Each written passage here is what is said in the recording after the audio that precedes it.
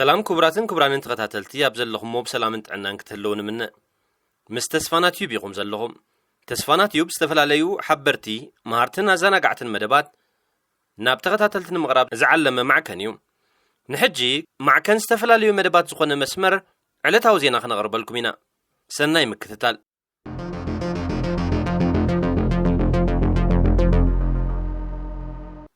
كبراتن كبرانن امناي لومي زعبانا ناي إثيوبيا تلفزيون إيسات فحبتنا أتيوا نز قبرت دما إيرترا تباهيلو أب كلب هاوس لإيرترا ستودو بإيرتراوان بحد يوتيوبر سلام وريدوهم بوغن سودانن والكايتن أمونغ حوحاتن كالوت حالتات إثيوبيان بزعبا زنبرو كوينات أب لالي بلازق قات أمك أتلات شدوش تسبات كابرايانا بقبوب زعبا زاتو زلو سدتنياتا تግራይና ምሓራን ከምኡውን ናይ ምሓራ ፋኖ ዘውፅኦ ተሪር መግለጽ ክነቕርበልኩም ኢና ክሳብ ፍጻመ መደብና ክትከታተሉና ከምኡውን ሳብስክራይብ ሼር ላይክ ኮሜንት ክትገብሩን ምሕጸነኩም ሰናይ ምክትታል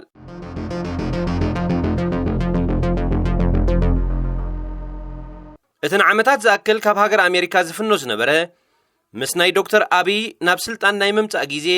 ኣብ አዲስ አበባ ቤት ጽሕፈት ከፊቱ ናይ ኢትዮጵያ ናይ ሳተላይት ናይ ቴሌቪዥን ማዕከን ከም ዝፈረሰ ተገሊጹሎ ኣባላት ናይ ዚ ብገንዘብ ህዝቢ ዝመሓደር ዝነበረ ቴሌቪዥን ኢሳት ኣብ ዝተፈላለዩ ጉዳያት ሃገሮም ክሰማምዑ ስለ ዘይከኣሉ ፋሕብትን ከም ዝበሉ ተገሊጹ እዚ ናይ ጉንቦት ሰባት ድሒሩ ድማ ናይ ኢዜማ ዝበሃሉ ሓይልታት መሳርሒ መንባሩ ዝንገረሉ ማዕከን ዜና ብስስዐ ብስርቅን ምጥፍፋእን ከም ዝሕመስ ዝተፈላለዩ ትካላት ይገልጹ እዚ ዝኾነሉ ድማ ብድፊት ኢሳያስ አፈወርቂ ምዃኑ ዝተፈላልዩ ምንጭታት ይሕብሩ ኣለዉ ካብ ኢሳት ዝተፈንጨለ ኢሳት ኢንተርናሽናል ዝብል ሓድሽ መስመር ተኸፊቱ ከም ዘሎ ግን ይግለጽ ኣሎ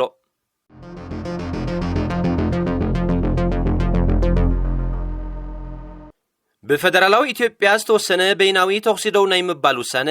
ኣብ ልቢ ህዝቢ ንዘሎ ተስፋ ሰላም ዘድምቕ ኮይኑ ከም ዘይተረኸበ ዝተፈላለዩ ምንጭታት ይሕብሩ ኣለዉ እዚ ዝኾነሉ ምኽንያት ሕወሓት ብሱዳናውያን ዕጡቋት በአባላት ኦነግ ሸኔን ናይ ቤንሻንጉል ጉሙዝ ዕጡቋትን ተሓጊዙ ብወገን ሱዳን ኩናት ብምኽፋቱ ምዃኑ ዝተፈላለዩ ናይ ኢትዮጵያ ምንጭታት ይሕብሩ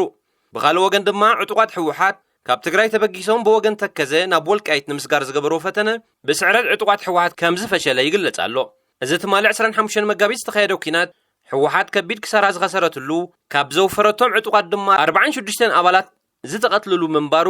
ተገሊጹሎ ናይ ኢትዮጵያ ሓይልታት ምክልኻል ኣባላት ህዝባዊ ሰራዊት ዝኾኑ ፋኖን ናይ አምሓራ ፍሉይ ሓይልን ነዚ ፈተነ እዚ ከም ዘፍሸሉ እቲ ሓበሬታ ወሲኹ ይገልጽ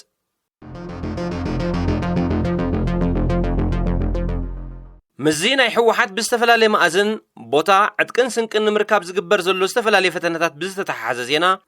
ኣብ ላሊበላ 6 ሰባት ከም ዝተቐትሉ ተገሊጹ እቶም ዝተቐትሉ 6 ሰባት በርበረ ነዳድን ዘይትን ሒዞም ናብ ሕወሓት ክሰልኩ ከም ዝፈተኑ ክግለጽ እንከሎ ብዝተኸፍተሎም ተኽሲዮም ህይወቶም ስኢኖም እዞም ሰባት ንነበርትን ሰበስልጣንን ናይ ተኸባቢ ሓባቢሎም ስንቂ ናብ ሕወሓት ክወስዱ ዝፈተኑ ምዃኖም እቲ ዝተረኸበ ሓበሬታ ይገልጽ እንተኾነ ግን ንሕወሓት ስንቂ ከየብፅሑላ ህይወቶም ከም ዝሰኣኑ ኣረዲዩ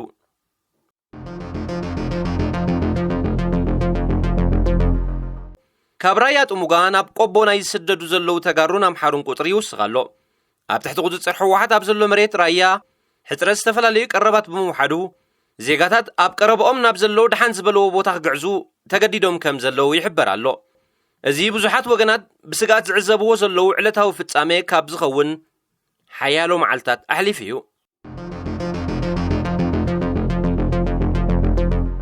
ናይ አምሓራ ፋኖ ተሪር መግለጺ ኣውፅኡ እዚ መግለጺ ትሽዓተ ክትግበሩ ኣለዎም ዝበሎም ወሰንቲ ነጥብታት ንኽትግብር ንፌደራል መንግስቲ ዝሓትት መግለጺ እዩ ናይቲ ክልል ናይ ሰላም ኩነታት ብመንግስቲ ሸለል ከም ዝተባሃለ ዝጠቐሰት መግለጺ እዞም ዝስዕቡ ቀንዲ ነጥብታት ኣካቲቱ ይርከብ ፌደራል መንግስቲ ኢትዮጵያ ኣብ ልዕሊ ህዝቢ ኣምሓራ ዘጋጥም ዘሎ ምፍንቓልን ጭፍጨፋን ምክልኻል ቀዳማዊ ስርሑ ክኸውን እኳ ዝግብኦ እንተኾነ ንሱ ብዘይምትግባሩ ግን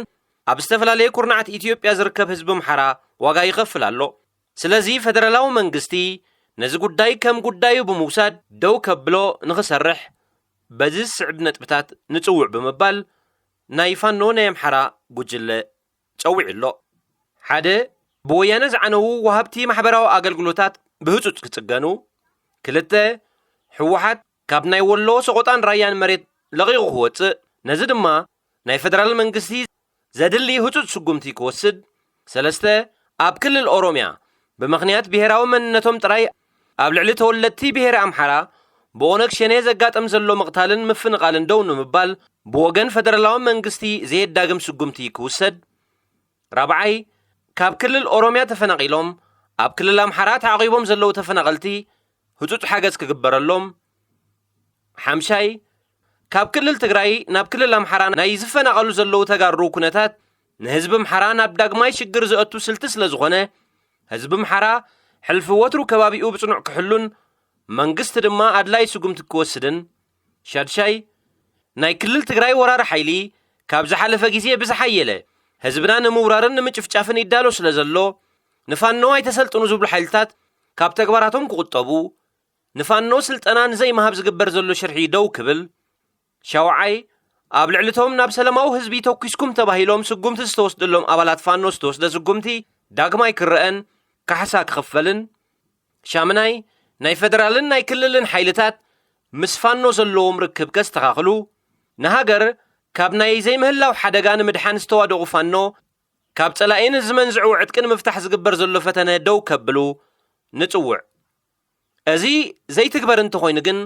ካልእ ኣማራፂ ክንጥቀምን ንህዝብና ካብ ሞትን ስደትን ክንከላኸለሉ ምዃንና ንገልጽ። ኩሉ ህዝቢ ኣምሓራ ድማ ህዝባዊ ናይ ቃልሲ ጻውዒት ክንገብር ስለ ዝኾንና ብተጠንቀቕ ክጽበየና ኣጥቢቕና ንጽውዕ። ክቡራትን ክቡራንን ተኸታተልቲ ተስፋና ቲዩብ ንሕጂ ዘደለናዮ ዜና ኣብዚ ይፍጸም። ኣብ ቀጻሊ ብኸምዚ ዝኣመሰለ ዜናታት ክንመጸኩም ኢና። ትሕዝቶታት መደብ ተስፋና ቲዩብ ንምክትታል ሳብስክራይብ፣ ሼር፣ ኮመንት ከምኡውን ላይክ ክትገብሩ ንጽውዕ። ኣብ ዘለኹሞ ሰላም ወሰናይ ንምንየልኩም። ቀዳምነት ንኤርትራ፣ ኤርትራ ትለምልም።